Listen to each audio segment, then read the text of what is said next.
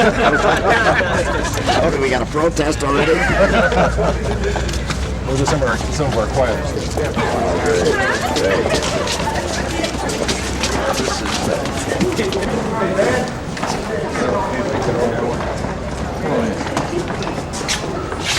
Yeah, I'm going to be there. He said, she's not on the list. I tell you what was wrong.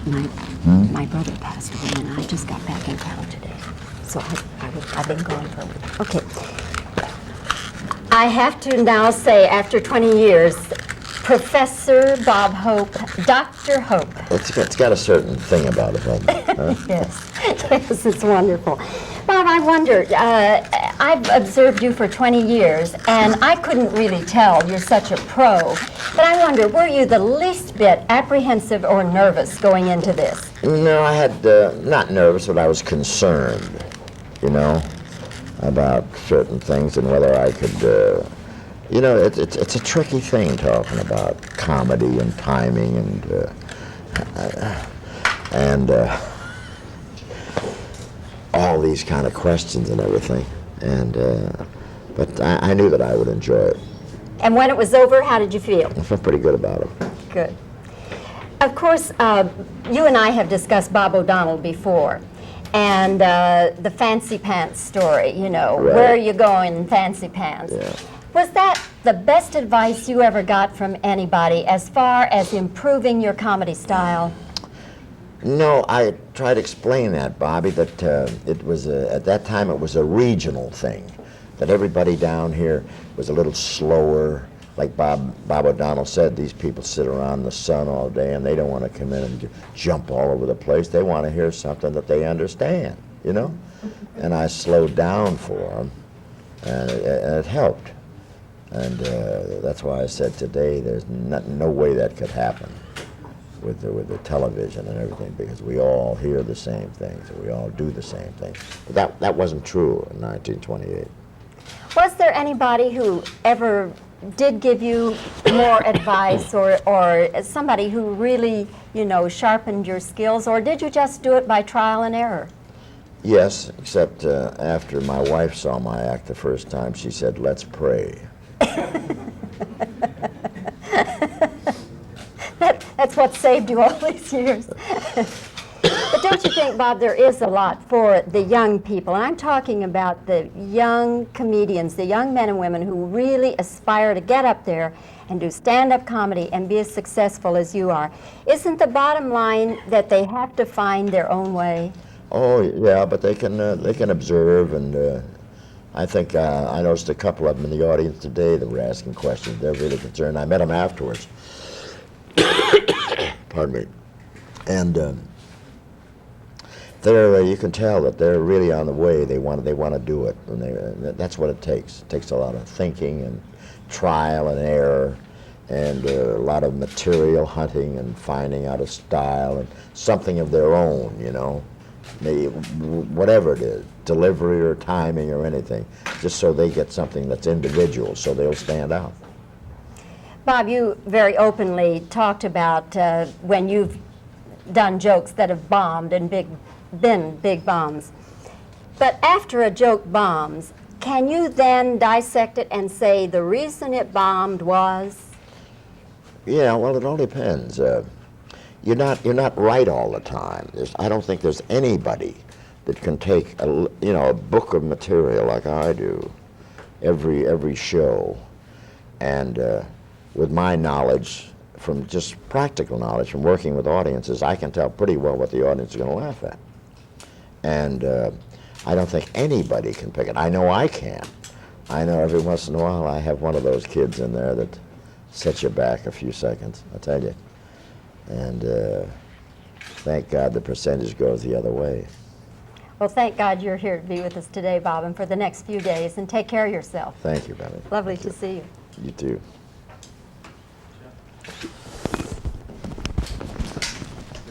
God almighty, how many?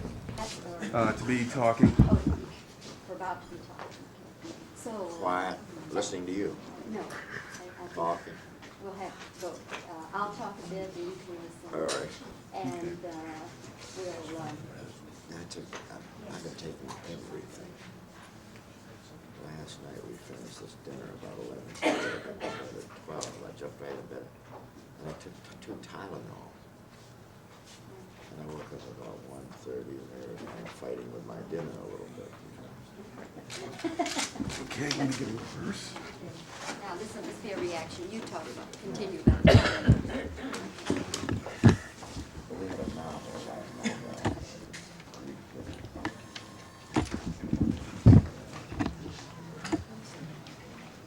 Who all was there?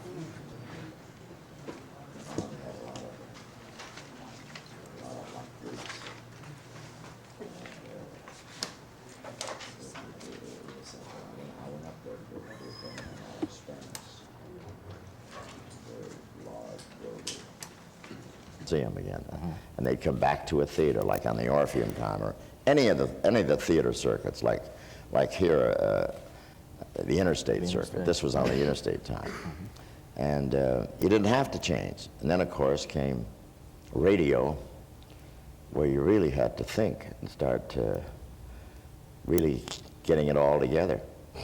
Was it Durante after his first radio or maybe TV show? He says, "Well, there goes 40 years of material. What do I do next week?" That's true. That's true. Can't repeat it as often. Yes. Your timing is considered perfect the way you work an audience. How do you adjust when you're doing a film when you don't have a live audience to play with your timing? Do you count beats, or do you practice that sort of thing, or do you just have a feeling for it? He wants to know the secret of your timing. It's so perfect in the live routines on stage, but how about when you're going to film, for instance? Do you count seconds or what? Well, it's films and live timing are quite different, you know.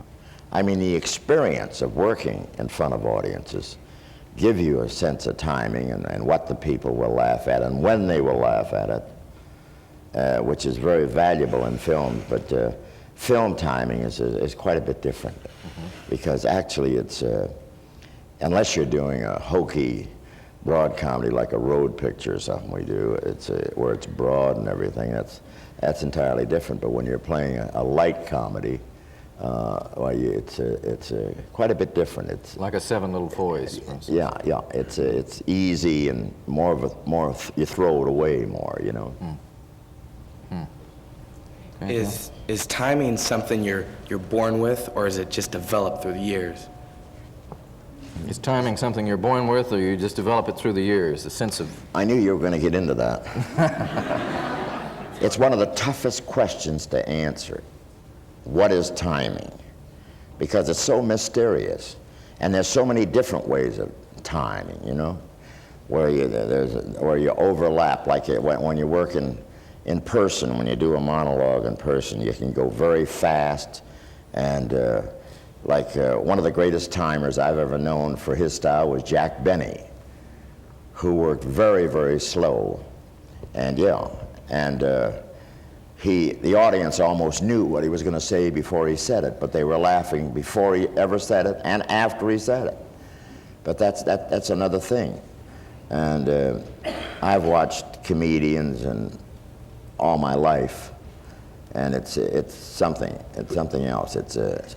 It's sort of especially when you're doing a monologue, it's sort of meshing your timing and thinking with the brains of the audience, their thinking. And if you can throw that in at the right time, why that's the secret. Who's been your favorite comedian to work with over the years? You know, Milton Berle or Edgar Bergen or Jack Benny or anybody? My favorite? Yeah, I mean, of working with? Working with. Well, there's so many of them, you know. My goodness, of course, Crosby was the best. Crosby and I we were just so lucky because we meshed in our thinking, and Bing was an underrated comedian because he did so many straight things. But Bing was a very fine, light comedian, and I taught him how to be heavy. I put the turkey bladder on him, and I'll tell you, he enjoyed it, and we had great success with our road pictures, and he had more fun, and we had more fun doing it because it was wide open where you could ad-lib, And that was fun. And one of the funniest scenes, by the way, talking about comedy and timing and how you prepare things, was in the Road to Morocco, where we had this camel in the scene. And I walked up to the camel, and the camel turned right around and spit right in my eye. And the director said, "That's fine. Print that." I said, "You can't use that." He said, "Oh, yes, that's the funniest thing in the picture." And everybody laughed but me, and I was cleaning my eye out. But that's luck. Yeah, I remember that story. Didn't Bing Crosby, like, say that a girl or something once the camel did that? Did Bing compliment the camel? Didn't Bing? I think so. Bing sent him flowers the next day. I'm sure of that. You, with your directors, wouldn't it drive, well, surely it drove your screenwriter wild, but wouldn't it drive your directors wild for you and Bing to be just taken off on your own and hell with the script? Can I tell you something? Bill, the first picture we made was Road to Singapore, and I had just started, that was about 1939, and I had just started the Pepsodent show, and I hadn't been a hit in radio up to that time, and I was convinced that I had to get better writing. So I did, and I had the greatest staff of fellas who are today are directors and producers on their own, like Panama and Frank and Mel Shavelson and Jack Rose and all these marvelous guys. And they used to write material for my Pepsodent show, which was so good, and they were mostly responsible for the hit of that show. And I used to throw them the script, these road scripts. I threw them this Road to Singapore script, and they put things in that script that were something else. And I would call Bing in every morning before we went on the set, and I'd say, "What do you think of this?" And so on, so on, so on. So he said, "Oh, that's beautiful, beautiful." And we go on the set, and we do it.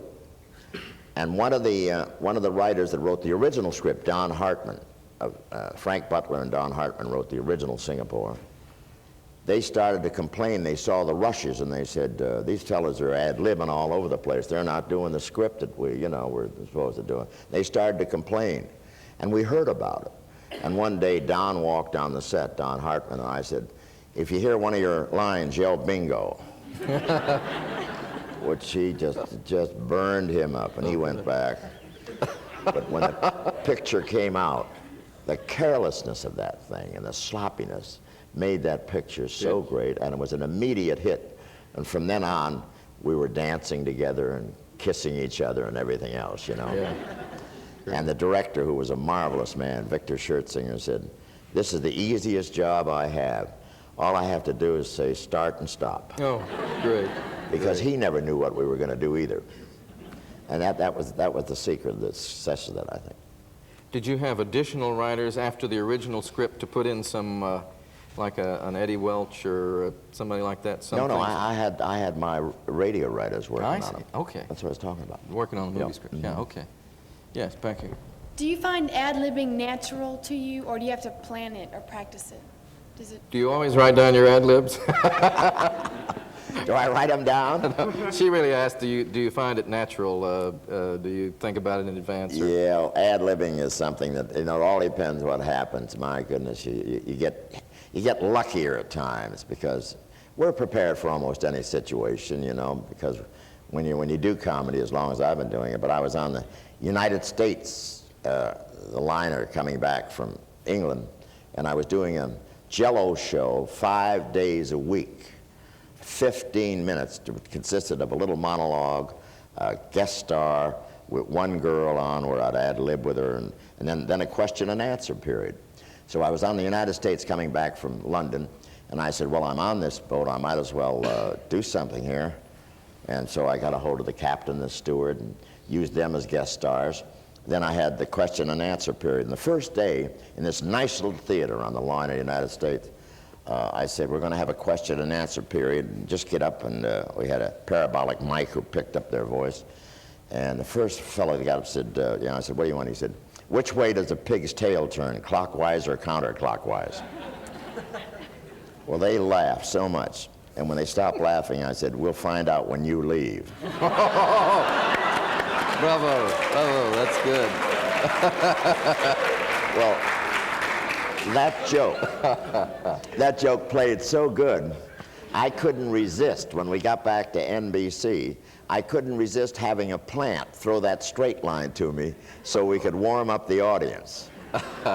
And start it, because they really enjoyed that. That's great. Yeah, John? About the road pictures, the road to the Fountain of Youth in 1977, when you were going to make with Bing Crosby before he passed away. Can you maybe brief us or tell us a little, maybe a bit of what that was about? The road to the Fountain of Youth in 1977?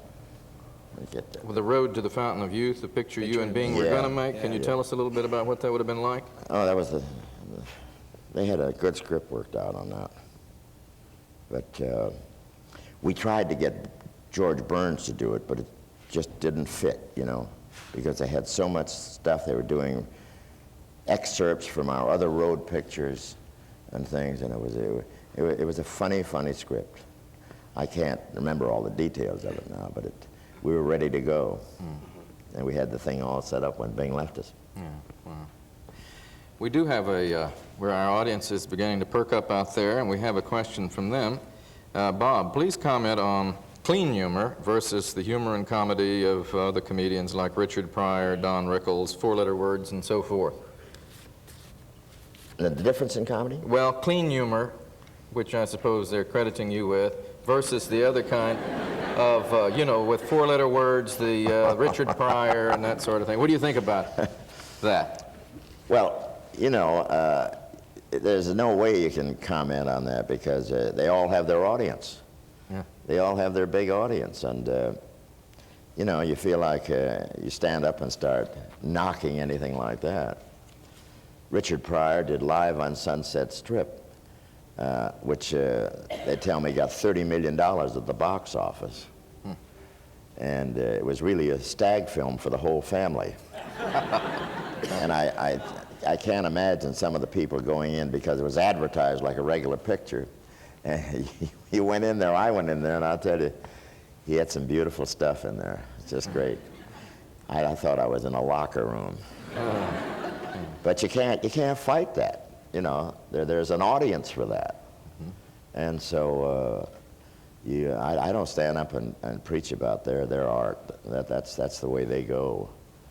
And I can't do it, because I'm on television, and you're always afraid of somebody will take, you know, some mother will walk up and turn the knob. Yeah, pretty. And I don't want them to turn the knob. Yes. Have you found that one specific type of audience or person reacts better to your jokes than another type? Have you found one particular type of audience reacts better to your comedy than another type, being as you were talking about different kinds of audiences for different kinds of humor? I don't know. I've never really gotten into that. I don't think so. I don't think so. I don't have any. I play all types. You know, I play a lot of colleges, and I play a lot of conventions, and I have really a broad audience on account of my pictures and my television, and I got a head start now. When I walk out, they know me, and they know pretty well what I'm going to do. That wasn't true here when I was here in 1928 when I opened in Fort Worth, because I was pretty brash and nobody knew me, and I opened at the Majestic in Fort Worth, and I walked out there and I was working real fast, and I laid the biggest bomb in Texas history. I really died. And Bob O'Donnell, which you'll hear about later, was the head of the interstate circuit, and he came back and he said, "Where are you going, Fancy Pants?" I said, "What do you mean?" He said, "Why are you working so fast?" I said, "That's the way I work." He said, "Well, listen, slow down here. This is before television or anything, you know." He said, "Slow down a little, because these people would like to enjoy you a little bit, you know?" And I said, "Well, I'll try that." So I tried it. Played Dallas, played Houston, and called me up. He said, "How you doing, Fancy Pants?" Called me Fancy Pants because I was wearing a blue coat and a white pair of pants in those days. Thought that was snappy. And I said, "I'm doing all right." He said, "You're doing better than that. You're doing great." He said, because I finally got the message, you know, that you have to play to certain type audiences. That's not true today, because today there used to be hick towns, you know. You never hear that expression because everybody gets the same news. We all get the same television shows, and everybody in this country thinks the same. Yeah. Well, isn't the broadness of your audience due sort of to the broadness of your comedy, that you don't play one, like you were talking about, a certain comedian like Pryor has a specific audience, but that yours is not that specified. It's more general. Your comedy is there. Pryor sure has a specific audience, all right. He has a big audience, I'll tell you that. A big one. He's one of the biggest guys in pictures. And I have him on my next show. I have Pryor and Eddie Murphy and this new kid, Paul Rodriguez, because we're doing a show called Who Makes the World Laugh, Chapter 2. Great. We did it last year, and it was a very big hit. So we have all the comedians on it. We have 36 comedians on it. That's It's going to be great. something. Wonderful. Yes, on the back row there. Which style of comedy do you find the funniest? Which kind of comedy do you find the funniest? Is that what you said? Yeah, which kind of comedy do you Like find the Pryor funniest? or slapstick? I don't know. There are different styles, and you take a lot of people love Laurel and Hardy, and at the same time,